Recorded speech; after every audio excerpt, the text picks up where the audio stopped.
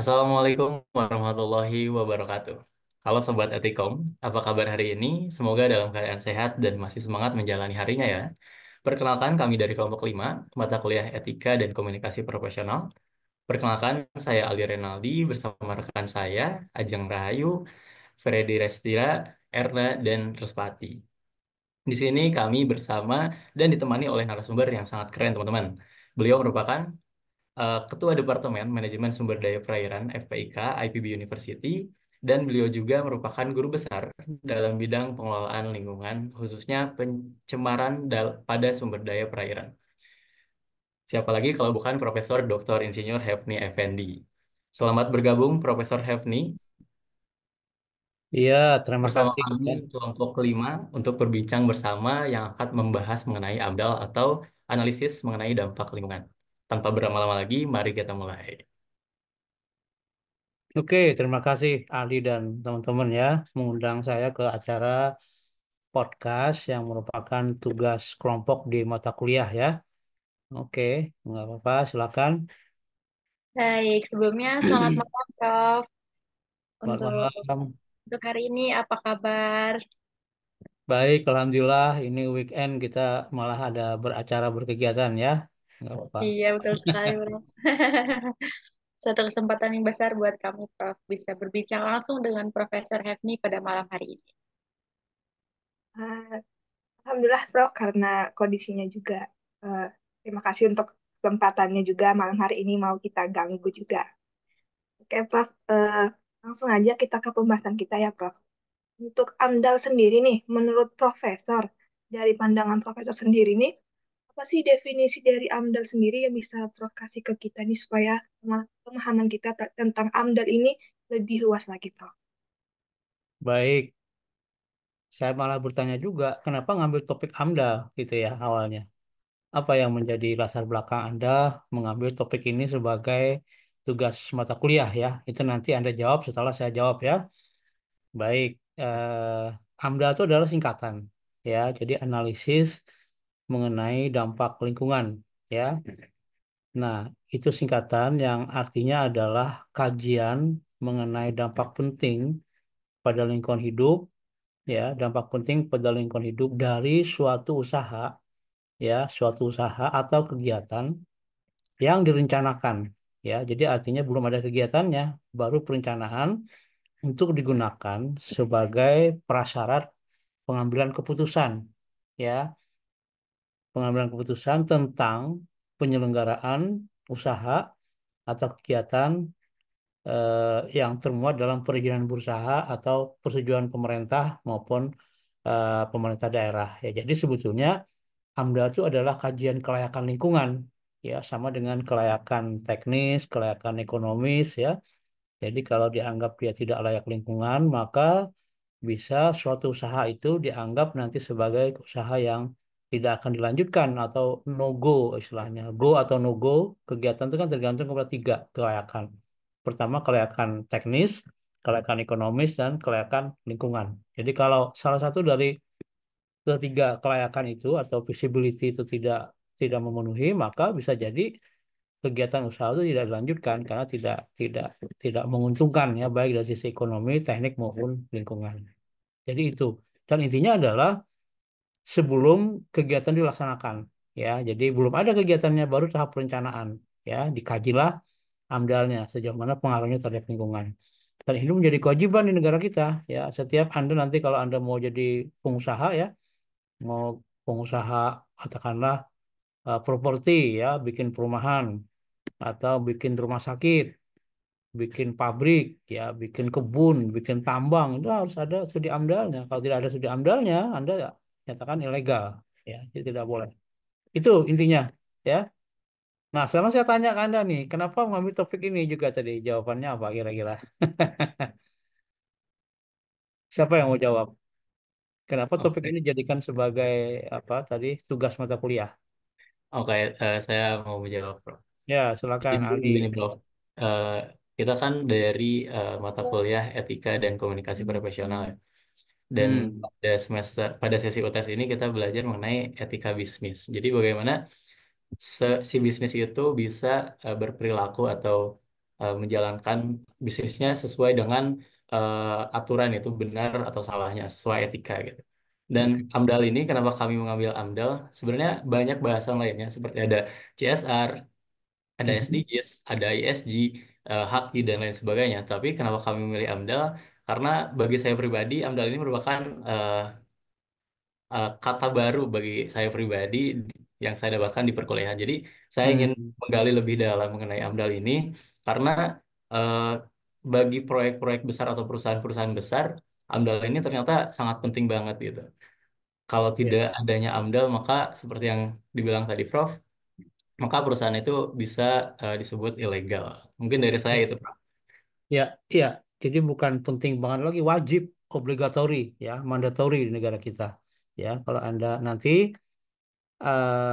kewajiban untuk menyusun dokumen AMDAL itu ada aturannya, ya, ada peraturan yang mewajibkan itu PP 22 tahun 2021 ya tentang penyelenggaraan pelindungan dan pengelolaan lingkungan hidup.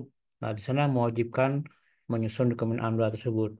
Nah, kemudian nanti eh, rencana usaha atau kegiatan apa saja yang wajib menyusun dokumen AMDAL itu ada juga peraturannya, ya. Jadi semua dilandasi oleh peraturan semuanya, ya. Oke, Mangga, silakan dilanjutkan lagi apa yang mau ditanya.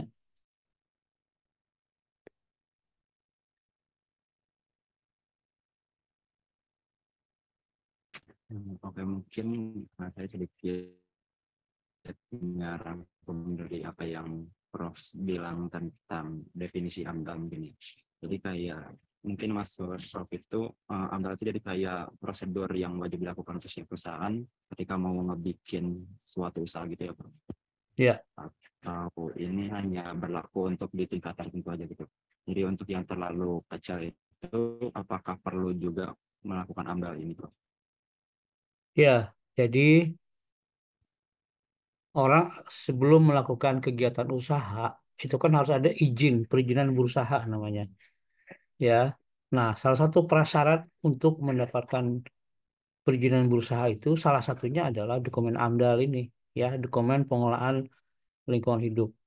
Nanti tingkatan pengelolaan lingkungan itu ada macam-macam, ya. Yang paling tinggi itu AMDAL ini sebetulnya. Yang di bawah AMDAL itu ada namanya upaya pengelolaan dan upaya pemantauan lingkungan atau disingkat dengan UKL, UPL.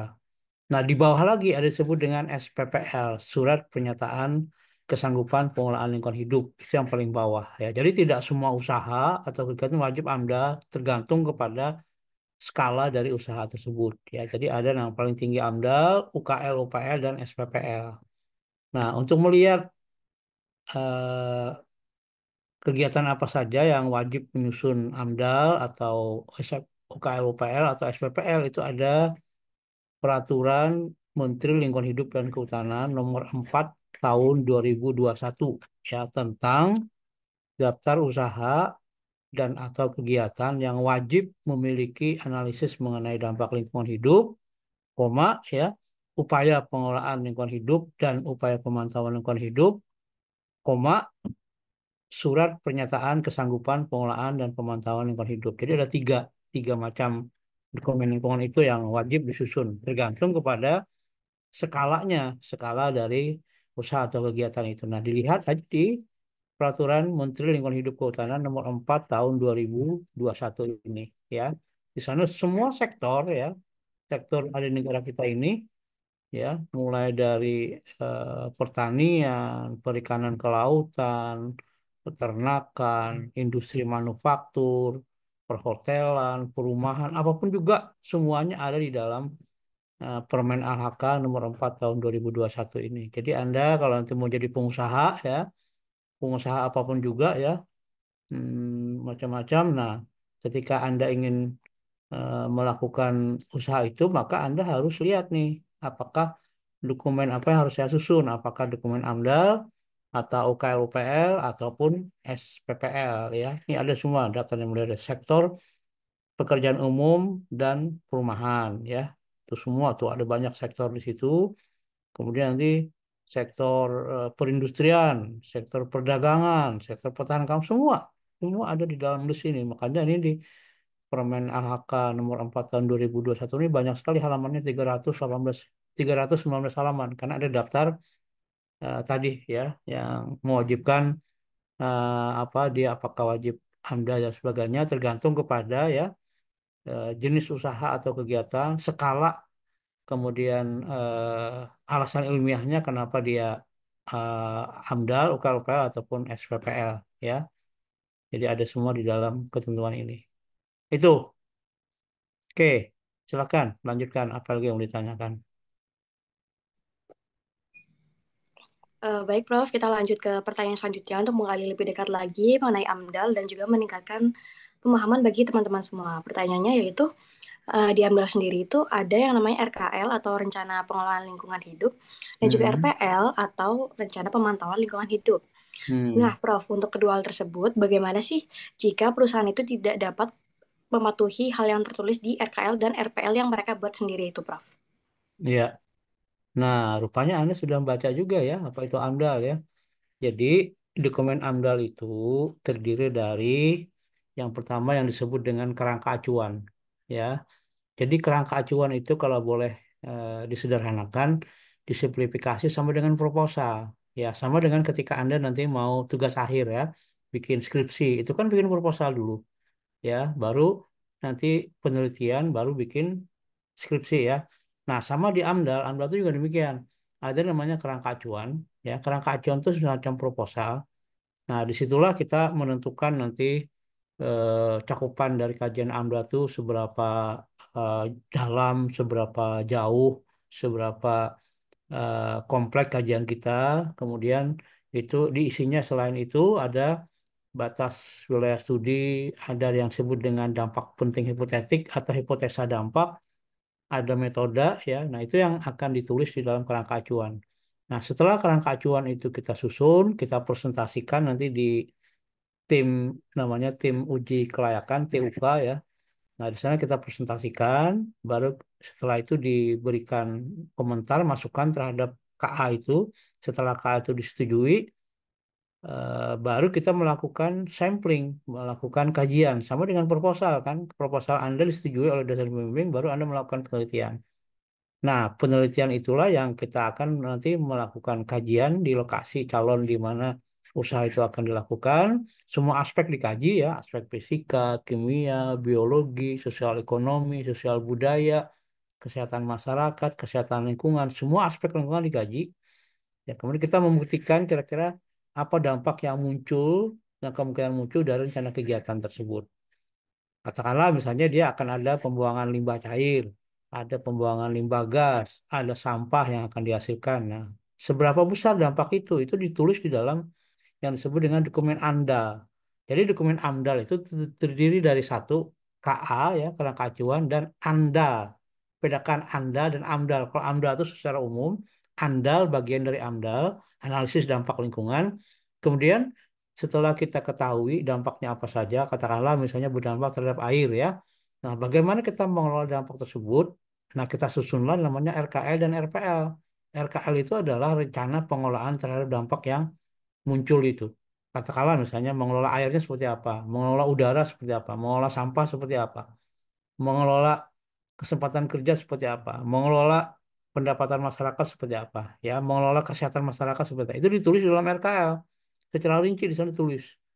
Nah, kemudian untuk memastikan bahwa RKL itu berjalan dengan efektif dan efisien, maka ditulislah pemantauan RPL namanya. Jadi kita memastikan bahwa pengelolaan itu dilakukan dan memastikan bahwa pengelolaan itu efektif dan efisien. Dibuatlah RPL, ya. Nah, itu kan jadi komitmen nanti. RPL dan RPL, RKI dan RPL itu menjadi komitmen dari pemilik usaha agar menjalankan dua hal itu. Dan itu ada testimoninya di atas materai. Kalau saya tidak melakukan ini, maka bersedia dituntut di atas hukum. Ya, jadi artinya ketika kita tidak melakukan RKLPL, maka secara secara hukum kita boleh dituntut oleh pemerintah karena tidak melakukan janji yang sudah dituliskan di dalam RKL-RPL. Jadi ada konsekuensi hukumnya, ya. Makanya kenapa testimoni di atas materai ya ditulis tanda tangan dari direktur utama dari perusahaan yang pemilik dari perusahaan industri ataupun kegiatan itu ya. Jadi itu konsekuensinya berat. Jadi kalau tidak melaksanakan ada konsekuensi hukumnya. Kalau nggak misalkan bisa disuspend perusahaan itu nantinya ya. Jadi itu kekuatan dari RKL ya. Karena percuma AMDAL itu kan hanya dokumen ya. Kalau tidak dilaksanakan ya tidak ada bunyinya, tidak ada manfaatnya. Jadi AMDAL itu dokumen, kemudian ada langkah-langkah action plan-nya apa saja di RKL dilakukan. Misalnya kita merekomendasikan untuk mall limbah cair harus dibangun yang namanya instalasi pengolahan air limbah gitu kan. Itu kewajibannya itu, betul dibangun itu. Nah, di RPL ditulis memastikan bahwa telah dibangun IPA, instalasi pengolahan air limbah. Kemudian juga dipantau kualitas air yang diolah oleh IPA tersebut sesuai nggak dengan baku mutu yang dipersyaratkan oleh pemerintah gitu. Misalnya harus mengandung oksigen sekian, mengandung busi sekian dan sebagainya gitu ya. Jadi itu memastikan bahwa perusahaan tersebut telah mengelola dampak-dampak yang diakibatkan oleh beroperasinya perusahaan itu ya. Jadi itu jawabannya. Tadi siapa yang tanya, Erna apa Ajeng? Baik, Prof. Berarti jika tidak mematuhi RKL dan RPL juga tidak bisa ditanggulangi oleh perusahaan tersebut, maka bisa solusinya adalah melalui jalur hukum ya, Prof. Ya, ya. Baik. Eh, Mungkin next pertanyaan ya, Prof.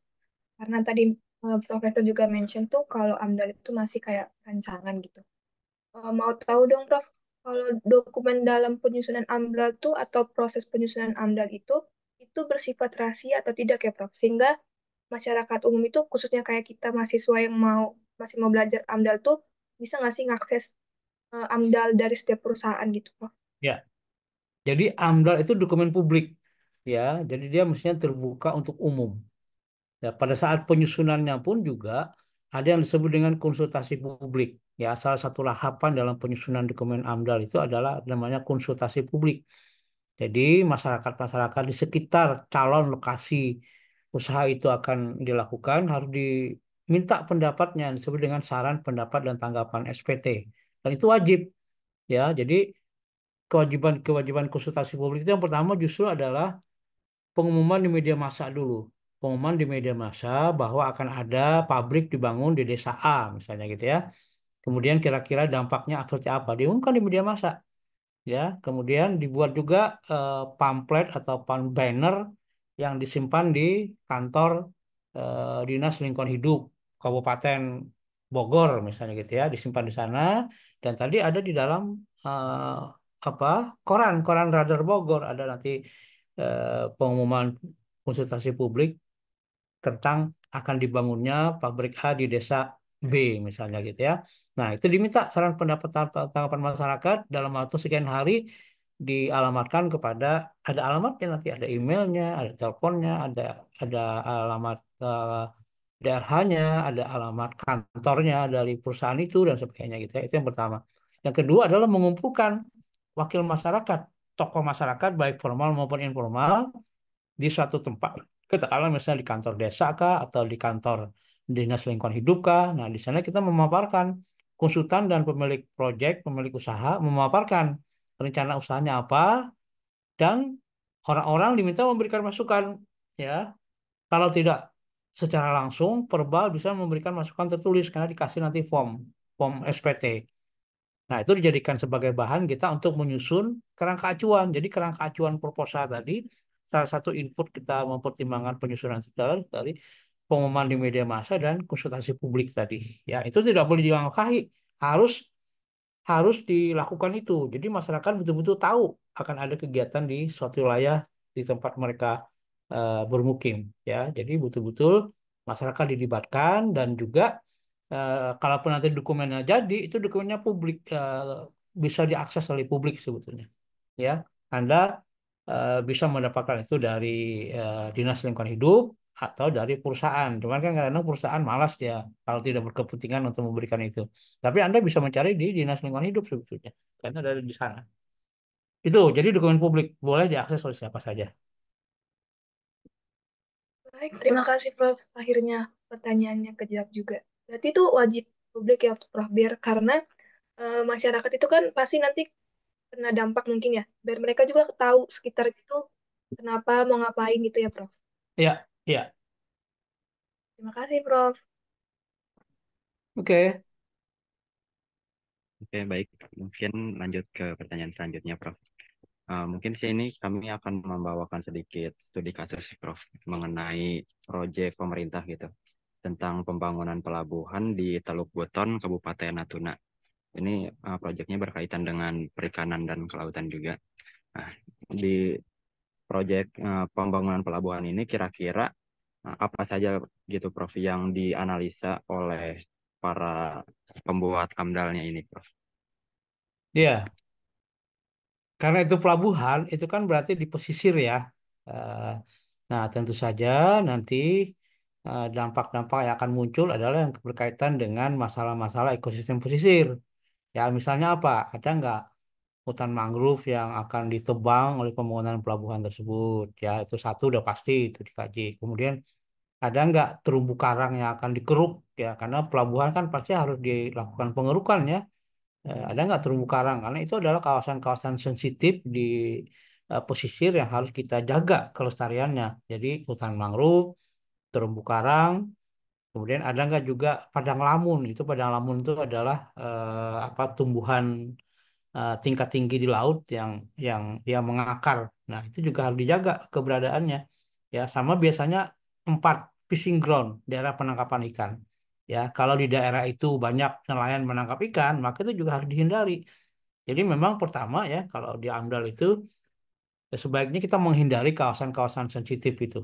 Ya, apalagi kalau kawasan itu merupakan kawasan marine protected area gitu ya, kawasan lindung, maka sudah pasti tidak dibolehkan. Jadi salah satu yang membolehkan atau tidak bolehkan suatu kegiatan dilakukan adalah tata ruang dulu, ada sekalian tata ruang ya, rencana tata ruang wilayah. Jadi setiap kabupaten kota itu punya namanya RT RW, rencana tata ruang wilayah.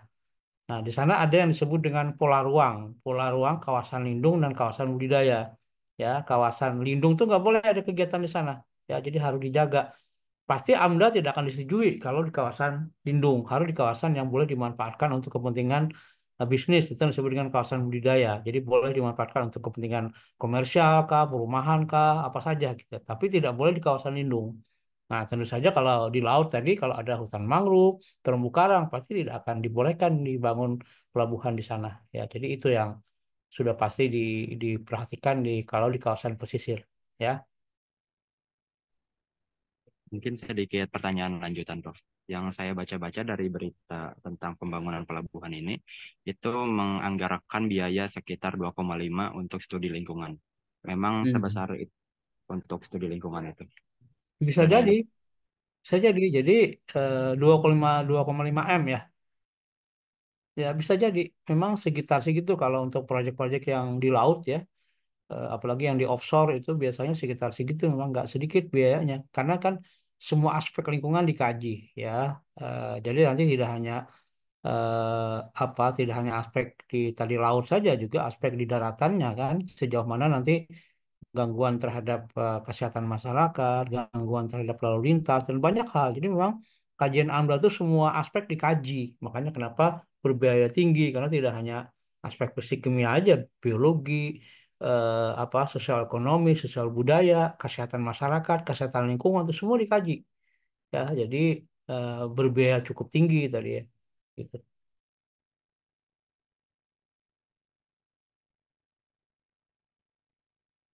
Oke, ada lagi?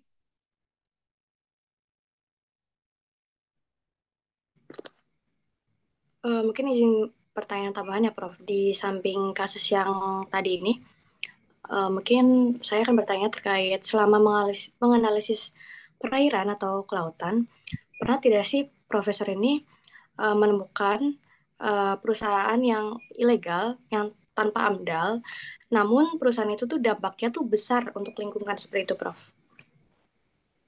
Iya, jadi namanya orang tidak comply itu ada aja gitu sekalian ya. Banyak juga perusahaan-perusahaan yang nakal ya, mereka tidak menyusun dokumen AMDAL. Nah, terkadang memang apa kalau tidak ada masalah lingkungan ya, tidak terjadi apa-apa, mungkin mereka lolos-lolos saja, mungkin karena nggak ada yang kontrol kan ya nggak. Nah, tapi kalau ada masalah dengan lingkungan, terjadinya pencemaran, terjadinya komplain oleh masyarakat. Nah, baru akan heboh itu akan dilihat punya nggak AMDALnya. Oh, ternyata nggak punya, makin banyak itu tuntutannya kan ya nggak nanti. Nah, kalau nggak ada masalah tuh biasanya memang adem ayem aja tuh. Nah, kalau ada masalah kan dikorek-korek semua, nggak dicari-cari semua kesalahannya. Sehingga kalau sudah tidak punya AMDAL menimbulkan masalah itu akan bahaya itu perusahaan-perusahaan seperti itu ya. Jadi ada saja sih memang perusahaan-perusahaan yang quote and quote nakal seperti itu mereka tidak menyusun dokumen ya. Dan itu kan pemerintah juga tidak semua bisa mengontrol kan karena banyak kegiatan di negara kita ini. Bahkan kegiatan-kegiatan yang disebut dengan kegiatan ilegal itu kan ilegal tidak hanya sekedar tidak punya izin juga tidak punya kajian lingkungannya ya kan. Nggak. Bahkan yang tidak punya izin pun banyak ya nggak yang disebut dengan perusahaan ilegal, tambang ilegal macam-macam ya. Ya. Cuman kadang-kadang gini ada di sekalian ya. Kalau itu skala-skala kecil, ya skala untuk hanya masyarakat, nah kan memang bisa dimaklumin. Tapi kalau di skala besar korporasi, nah itu yang berbahaya kan. Karena banyak tambang-tambang itu kan tambang-tambang ilegal itu kalau tambang-tambang masyarakat ya, masyarakat kecil yang mereka hanya cukup buat kehidupan sehari-hari, bukan untuk menumpuk kekayaan, ya. Itu yang disebutkan dengan istilah subsisten, ya.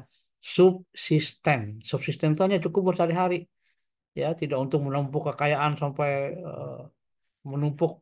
Nah, banyak kan masyarakat petani, masyarakat nelayan itu kan banyak mereka yang sekedar buat hidup sehari-hari udah cukup gitu ya. Itu yang disebut dengan subsisten, ya. Oke, ada lagi? Baik, sepertinya sudah cukup ya, Prof. Cukup Tidak ya. terasa, ya, betul. Mm-mm. Tidak terasa sudah di ujung acara nih, Prof. Banyak sekali tentunya ilmu yang kita dapat tentunya dari teman-teman di sini dan mungkin nanti ada teman-teman yang mendengarkan juga. Mulai dari tadi pengertian AMDAL sendiri, penerapannya bagaimana, proses dari penyusunan surat-suratnya juga bagaimana, dan kita juga sempat membahas tadi studi kasusnya bagaimana di lapangan tuh masih banyak aja yang ilegal atau masih yang nakal-nakal gitu kan. Tentunya AMDAL ini sangat penting bagi perusahaan tentunya. Dari kami mungkin next akan membuat perusahaan gitu, Prof. Dan kita bisa mengetahui lebih awal gitu untuk menyusun Hmm. rencana eh, pengendalian lingkungannya bagaimana. Ya, Oke, Prof. Baik, Profesor Hepni. Sebelumnya kami ucapkan terima kasih banyak besar-besarnya, Prof. Karena udah bersedia nih jadi narasumber kami di podcast ini tentang AMDAL gitu, AMDAL analisis mengenai dampak lingkungan. Dan tidak lupa juga kami terima kasih juga kepada teman-teman yang mungkin mendengar ini. Mudah-mudahan teman-teman di sini ada gambaran karena mungkin menurut saya sendiri tuh udah jelas ya Prof. Apalagi sebelumnya nggak kurang-kurang tahu gitu. Setelah dengar dari profesor itu sendiri, udah ada gambaran. Bedaknya aku udah tahu nih AMDAL nih gimana gitu. oke. Oke, Ya, saya juga terima kasih nih ada sekalian. Semoga sukses ya. Nanti kalau lulus jadi buka startup industri ya. Nah, supaya jangan apa salah arah dan comply terhadap regulasi, maka salah satunya adalah Anda buka Permen LHK nomor 4 tahun 2021 itu. Nah, saya harus nyusun apa nih gitu kan. Nah, di situ. Ya. Oke, saya kira saya juga terima kasih. Kalau begitu saya mohon pamit ya. Baiklah Sobat Etikom, kita sudah di penghujung acara. Saya Aldi Rinaldi bersama rekan-rekan saya pamit undur diri. I'll see you next time in the next podcast. Bye-bye.